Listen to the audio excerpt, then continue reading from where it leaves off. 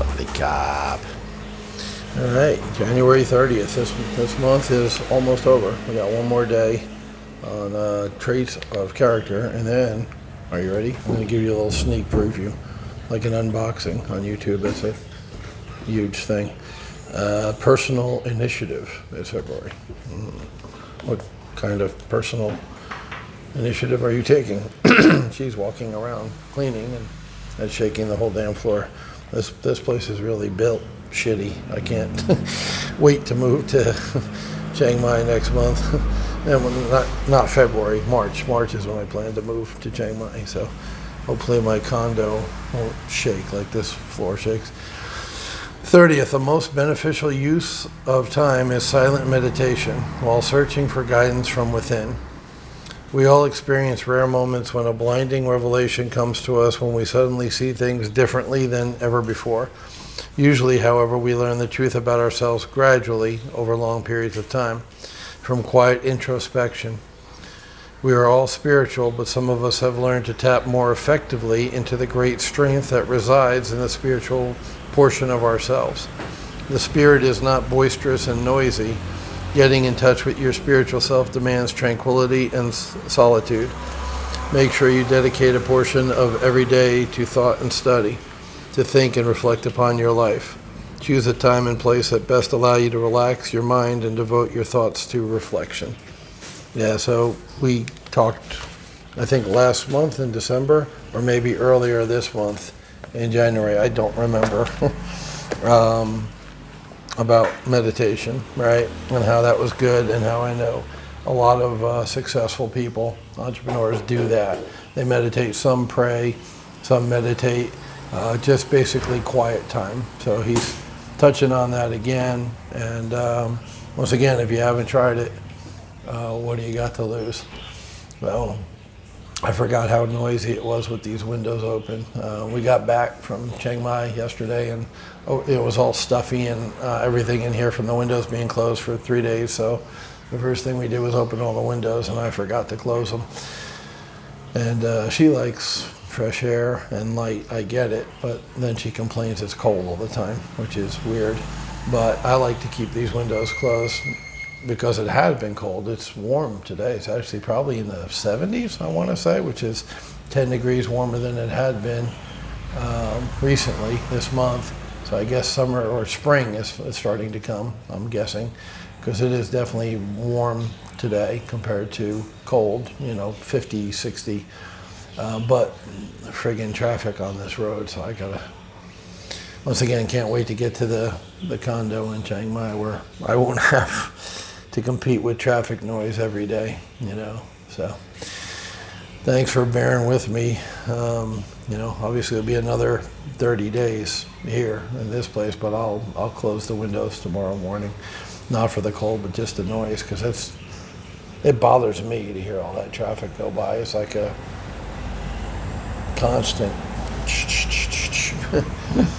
which back in the day made this restaurant a good location, but with COVID, it's just, they're not stopping to eat, they're just driving by. All right, nobody's using the facilities, but they sure as hell drive by it, which is just annoying when I'm making videos. So anyway, yeah, quiet, no noise, meditation. That would be awesome. I'm looking forward to the opportunity to do that myself. Because right now that's not happening. So anyway, I haven't heard anything on the 2 offers yet on the condos. Allegedly, supposedly, the police officer selling the rental has another buyer that came the day after me. I find that hard to believe, but he's playing that game, so we're playing that game, and we'll wait and see. But definitely gonna have to give him full price, which sucks, but whatever. It's he's willing to wait, I'm willing to wait. But if I do buy it, if the other buyer, if there is a buyer, goes away magically, i.e. the seller's tired of waiting for me to up my price, then I will buy it for $420,000. Not as good as 360. The numbers work a lot better at 360,000 baht, but whatever. I'm anxious to get started. The numbers will go up. That place will be worth more than it is now after COVID. The rent will go up after COVID. So I want to buy as much real estate as I can right now because of the prices being depressed. Yes, the rents are depressed also, but the prices are depressed. So it's a relative bargain right now. I couldn't find a condo for less than 1.2 million last year, pre-COVID. So I'm happy to be buying one at a third of that price. And we haven't heard from the other one yet, which is interesting because they didn't reject my offer, which was half price of asking out of hand. I expected them to tell my realtor, no, screw you, F you, go away, or counter offer something closer to the ask price. And they're like, okay, I'll let you know. I think Thai people don't really have an appetite for a condo that smells like that. Like I told you, it was one of the worst smells I've ever smelled in a place. Like on cat pee houses and squatting houses where they peed in the tub because the toilet wasn't working, and all kinds of crap. And I haven't smelled a house that smelled that bad in a long, long time. And there's nothing there. There's like a broken piece of a kitchen island, and the ceiling is falling down in the bathroom. It is a total gut job. So I don't think a lot of Thai people have an appetite for that or for Rang, if they even know it's for sale, because once again, it was off market, which is the best way to buy investment properties. Even though there's no MLS here, people use a couple of different sites, thailandproperty.com, fazwaz.com, and those are in English and the prices are higher, right? So Thai people don't use it for sure. And then if you go to a realtor, each realtor has their own, what we used to call in the business, pocket listings, which is only the realtor knows about it because there is no multiple listing service here in Thailand. So that's that. So we're waiting. Like the Navy, hurry up and wait. We used to say that all the time in the Navy. Well, real estate investing in Thailand, hurry up and wait. Nothing happens quick. Now, once either one of those people accepts my offer, it literally takes 1 day to close here. There's no 30-day, title thing, and because I'm paying cash, there's no bank, no financing. I literally go down to the land office and transfer the money over, and he signs the title over to me like a car. The real estate here works like buying a car in America. It's bizarre. So literally can close. If he decides to take my offer today, I'll go down tomorrow to Chiang Mai, 3-hour drive, and meet him at the office and buy the property, and I'll be the owner. And then on the one, I'll start the rehab. On the rental, it needs a little bit of rehab. These are studio apartments, and that particular one I'm buying has no kitchen. He has a refrigerator and he has a rice cooker on a shelf. That's his kitchen, and a tiny little table with 2 seats, a small little, So I've got to build a kitchen in there, and I'm thinking about rearranging the furniture because he's got the bed here and an old-fashioned TV with the tube, which I haven't seen one of those in 10 or 15 years, facing the bed. I guess he likes to watch TV in bed, or the tenant did. And then a couch over here and a small little desk for a work area, and then what he calls a kitchen. The refrigerator is right next to the bed, and then the little rice cooker is right next to that, and then the little table. Now, the good news is that wall, that the fake kitchen, what he calls a kitchen, that wall shares the wet wall where the sink is, with the bathroom. So that's, if you ever flipped houses or you're in construction, that's called a wet wall because it's got a drain pipe in it from the sink, waste pipe, drain, and it's also got a feed line, a cold water feed line for the sink, right? So knowing that there's plumbing, there's pipes with cold water supply, coming in from outside the building, and waste pipe, which drains out somewhere into the sewer system, that you can tap into that. Anytime you have existing pipes, you don't have to run lines, which is much more expensive. You can just tee those pipes. So here's a waste pipe, you cut it, and you put a T there, and now I can run waste from a kitchen sink and share the drain pipe with the bathroom sink. That makes sense? And same thing with the feed line. You got the smaller little thin feed line here, and once again, you cut it, you tee it, so you put a piece that slides over the tube but then goes out that way, and now I got my cold water line to run to the kitchen sink. Hot water, I'd need one of those, things like we have in there. I'm not going to go to that expense. It's just having a sink and a 2-burner stove, that's enough. It's a rental unit. It's not, and 3,000 baht a month, that's $100 a month rent. I'm not going to do hot water for the sink. Most sinks in Thailand don't have hot water. Only in very high-end hotels do you see hot water in the sink, and they do that for Farang, for Westerners.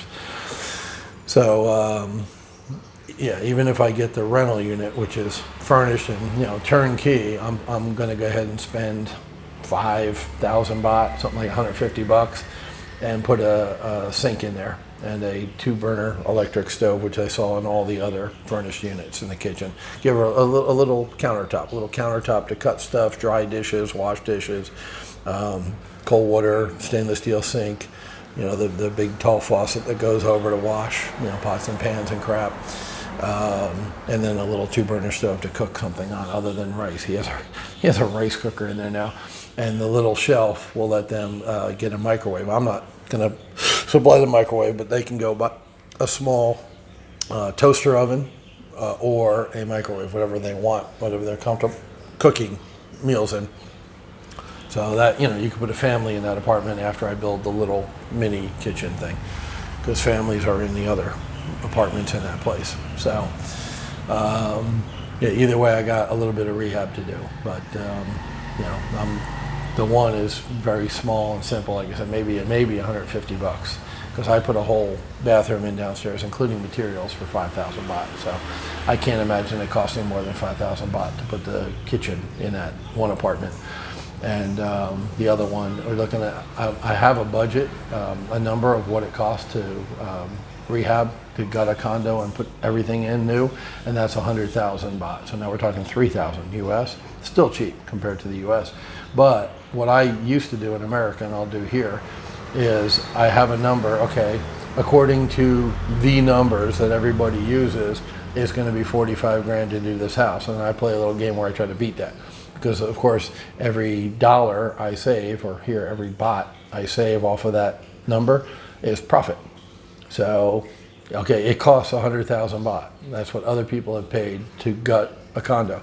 So if I can do it for 90,000 baht by shopping around and finding deals and doing the, discount tile, closeouts, whatever, poking around Chiang Mai, I just made 10,000 baht, right? 300 bucks. So all by just, shopping. It's a game. It's a game that I play, and I try to save money while still getting quality work done with quality materials that are going to last. Especially in a rental, take something to beating, like good tile. Like I never use ceramic tile in America, right? That's the lowest grade of ceramic. Then you got porcelain, then you got stone, which is granite or marble, right? I seldom use granite or marble because the price point of the houses I was selling, 150 to 250, didn't rate granite or marble. But so I used porcelain, I used luxury vinyl plank, I used real wood, like bamboo wood floors, quality materials, not the lowest grade. Like I only put laminate in one house, and that was a $100,000 house in the not so great area of town. It's the only time I use laminate flooring because it's cheap, 99 cents a square foot. It's cheap, not cost, but it's cheap as in material, right?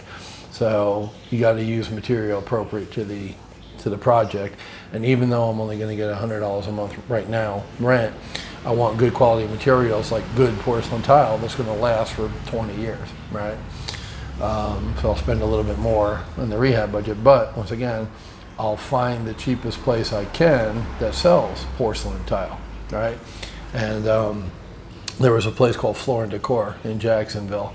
They actually had 2 locations at the end, but I used to go to the one over in Orange Park for years. It was the only one there. And they were closeouts of tile, right? So manufacturers would sell tile for $5 a square foot at the big box stores, Home Depot or Lowe's. And when they had a small lot left, they would put it in big lots. And I'd go and buy the closeout, assuming it was enough square feet to cover the flooring of the house I was working on. And you pay $1.29 a square foot, right? So $5 tile, $6, $8 tile for $1.29 or $1.99. You know what I mean? Like a third to a fifth of the price. Same tile. I just paid less. And that's how I shaved that $45,000 flip budget lower and made more profit on every deal than other investors who just go to the big box store. A lot of investors just use Lowe's, and they pay more than I did. So I made more money than they did. It's a game. It's a game I play. I enjoy it. I'm cheap, so it feels good to find quality material cheap, and I'll try to do the same thing here.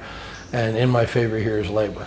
As I said, I paid $30 to have a bathroom sink, the pipe, the supply pipe, the drain, the toilet, the lid, came separately. All the plumbing for that, the gun, right? Don't forget they got the bum gun thing here, the squirty thing. That was part of the deal. That came with the toilet.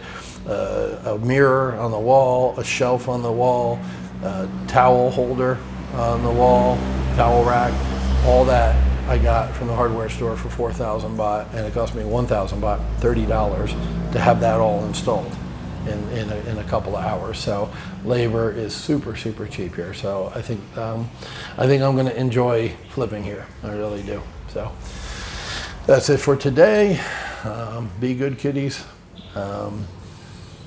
I'm feeling optimistic for a lot of reasons, which I haven't felt optimistic since COVID started. So that's good.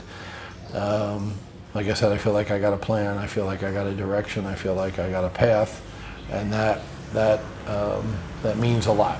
So if you don't have a direction right now, if you feel kind of lost, focus on that. Don't sit and worry about, oh, what am I going to do, and poor me, and this sucks, and all that, because that's not productive. That's not going to get you out of where you're at. Focus on maybe changing paths. You've been going this way, going this way, going this way. Well, what happens if you go this way or this way? Think about it, plan it out. Think, what can I do to be productive and make money in this economy? With things like they are right now with COVID, what can I do to make money? That's not dependent on the government, being smart. Because the minute you rely on the government being smart, like I have for the last year, you get your ass handed to you because the government's not smart. And I don't care what country you live in, that statement's true, right? So, being an entrepreneur is fun.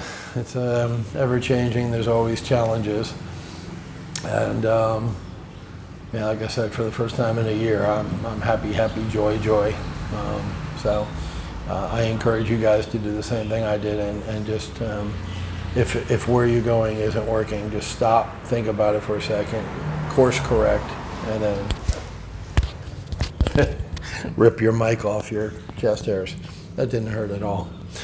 Oh, hello, is this working? Hello. Just course correct and plow on, keep on keeping on. That's it for today. Talk to you later.